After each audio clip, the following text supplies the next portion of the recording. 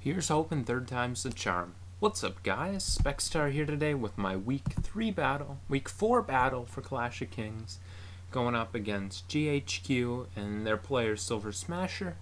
He has got a team consisting of Tapu Koko, Charizard X, Hawlucha, Ferrothorn, Seismitoad, and Skuntank. Not coming for him are Avalugg and Uxie. And I will switch over here to my team. Starting off here, I've got my Choice Specs Dragapult. Shadow Ball hits his team very, very well. I've got Fire Blast to hit the Ferrothorn and Draco Meteor, which hits Skuntank, which fortunately can no longer click Pursuit, which is very nice for Pokemon like these. Also have U-Turn largely as a filler here. And I've been very aggressive in prior weeks with my speed creeps. I did very much want to run this thing modest, but with CoK there, I thought they might tune into how aggressive I've been with my creeps and potentially try to run a Jolly set. So I did just go all the way, making this thing faster than CoK this week. Next up here, I've got my Gardevoir, max speed for the Charizard. Pretty standard, and I'm running Substitute and Energy Ball to potentially take advantage of Seismitoad. I didn't really need any other fourth moves there. I know Energy Ball isn't the most important at coverage, but I didn't see what else would offer more value with Hyper Voice and Mystical Fire pretty much hitting everything on his team. So, pretty standard subset there for the matchup. Next up here, I've got my Helmet Ferrothorn, and what does Helmet cover? Helmet covers, oh yeah, that was my plan for Tapu Koko, which could definitely be a threat in this game if it was some kind of mixed Life Orb set, or even just like a Banded set, something like that. Could definitely be a problem for my team. This thing would put a lot of hurting on it every time it clicks an attack. And I get my hazards. Thunderwave covers switch-ins as knockoff. Knockoff also potentially helps me pressure Nuxie. Next up here, I've got a defensive Gastrodon. Quite simply my Charizard answer. Toxic deals with any sort of bulky, especially defensive Charizard, which may attempt to roost off Earth powers. And a pretty standard set here. Sticky Hold, because I don't mind getting scalded in this matchup, and there wasn't really a water move that was a big issue for me. Next up here, I've got a Thundurus. I've got speed, which covers Uxie and Skuntank. I didn't really need any more speed, particularly not being Prankster Thunderwave. And, you know, Defog's there just in case Hazards got out of control. It's kind of just like a free move slot to throw in on there just in case. Thunderbolt and Focus Blast do a pretty damn good job hitting the whole team. And lastly here, I've got a Banded Blaziken, which is just a breaker that if something like Dragapult can take advantage of U-Turn, this can put a lot of pressure on it, and the pressure that I would lose by trading in a Dragapult attack to turn. So that's my team there. Let me switch back over to the replay view, and let's get this show on the road. So my plan here was always to lead off with Blaziken. I just covered a lot of the things he could potentially lead off with. I even wouldn't be upset if he led Seismitoad or something like that. So I'm going to lead off with my Blaziken here. He leads off with Charizard, and assuming he's Jolly, which I think in this matchup there's a very good chance he would be, close combat is a role in my favor to just take the thing out. So I'm pretty free to just go for my close combat. I wouldn't imagine that he would just click Earthquake right away. In fact, I didn't even think it would be Earthquake in this matchup. So I'm very good to click this, and if he is bulky, I don't mind this move either. So he Mega Evolves and goes right for Dragon Claw. Does pretty good damage, but not as much damage as close combat, which is actually just going to pick off the Zard right away, which is pretty damn nice. He then brings in the Seismitoad, and it would need to have a lot of speed to outpace my Blaziken here. Well, it would need to have a good amount of speed, and in this matchup I didn't think it would have any, so I'm just going to click Close Combat again, do 86%, and then the Seismitoad will take down the Blaziken. So that's a pretty damn good start for Blaziken. I got sirens going on, I don't know if you guys can hear them, but yeah, actually I was very pleased to have Blaziken get that good start, because I remember around the start of the season, Silver was throwing some shade at me because I said that Blaziken post DLC is better than Incineroar. He did not agree with those sentiments very much, so I was happy to see Blaziken doing something against him. Next up, I'll bring in my Gardevoir, which just puts on good pressure and potentially have the chance to sub up as he switches into Skuntank. I just go for Hyper Voice there. Earlier, an idea would have been to sub up, but in that moment, I actually thought that that low of health Seismitoad may just switch out, so I just went for Hyper Voice instead. So Skuntank, based on that, I'm quite sure it has no speed, based on that information I got. So, not sure that it had no speed, but I was sure enough to rule out Scarf, which was a possibility, because it did not seem to be an offensive build. It had a lot of special bulk.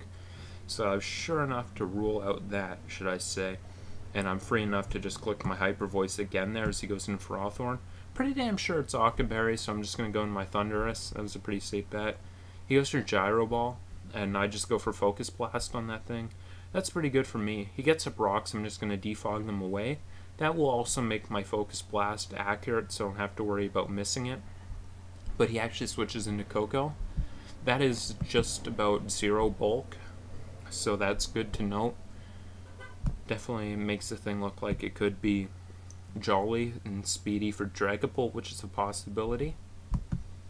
So I switched it out. It could also be Adamant and just Speedy for Thundurus, but basically no bulk is the note. I go into my Ferrothorn, and he shows U-turn, and he's not protected pads, which is good to note. I did see protected pads and some mocks, so I get good damage off on this thing as I go into my Ferrothorn. He goes into Seismitoad, and I'm actually just going to switch into my Gardevoir.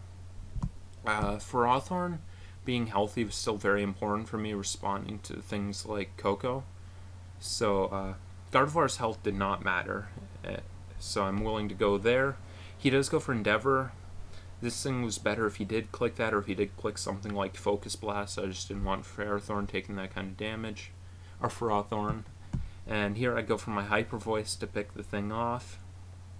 He brings in his CoK, and I'm just going to go for Ferrothorn again. It's pretty free for me, and Gardevoir still could have some function in the late game. He actually does bring in Hawlucha, so the threat's in here. And I actually went into my Gastron. I could have went into Thundurus, but that's not what I wanted to do if he subbed up, so I just had to go into Gastron to make sure I could break the thing's subs. If it did want to click sub, that would allow Thundurus to come in after and go for the Prankster Thunderwave. So that's important to note. And since he did pot the seeds, he's not limber. I bring in my Gastron, and I'm just going to click Scald. I have to make sure the thing can't sub by all means. That's the biggest losing condition I have in front of me right now. Gastron does go down, and Thundurus comes in. Fortunately, it lands a Thunder Wave, which is big. Thundurus goes down to Acrobatics. I then bring in Dragapult to force a kill. He goes into his Ferrothorn, saving the Hawlucha. Brings in Skuntank. I have to go to my Ferrothorn. At this point, it is the least valuable mon on my team. I go for a knockoff just to kind of set myself up a little safer for the end game, but he shows that he doesn't have a fire move to hit this, so I am good to just get on my rocks here, which would kill the CoK. He goes for Defog as I go for Thunder Wave here, and as he goes for Dark Pulse, I'm just going to get my rocks back up. And here we're going to have a little bit of a long exchange. He's very adamant about keeping hazards off, and I have both rocks and spikes. Now, I should win, or at least I think it's either close to 50% or a little bit in my favor that I should win this exchange, but unfortunately, Paralysis is going to go again and again and again and save him the PP. So eventually, after many turns, he's going to start clicking Poison Jab a lot instead of Defog. So I'm going to have to make the calculation that my play is to go into Gardevoir, because if the hazards stay up and I get in Dragapult, then it's pretty much over. Or even if he does get paralyzed or click Defog as I go into Gardevoir, then having Ferrothorn alive at 1% means that if this is a potential Scarf CoK that could kill Dragapult, then it would have to get hit by Iron Barbs and die to Ferrothorn if I save it. after very many turns, we'll make that calculation that becomes the play. And here I do go into Gardevoir. He goes for Poison Jab, kills that. So now it's my opening to go Dragapult. I know that Sucker Punch isn't going to come close to killing this, and I take it out with my Draco Meteor. He goes into Hawlucha, and I'm just going to click my Draco again because it should definitely be in range. It does get crit, so that's what we call range, but that definitely did not matter. And then eventually the CoK is going to come out and die to Hazards, and that'll be the game there. Devolved a little bit into PP stall, but I think it was actually a pretty entertaining game in the earlier points. And GG to my opponent. And this week I will move to 4-0, but unfortunately my team will drop their first game and go to 3-1. I know, these bastards, right? I can't even carry them. But yeah, that'll be this week for us. I hope you guys enjoyed this, and I am very glad that I was able to record this. It was definitely faster, but my laptop continued to crash, so we take that as we can get it. Thank you guys for watching. Have yourself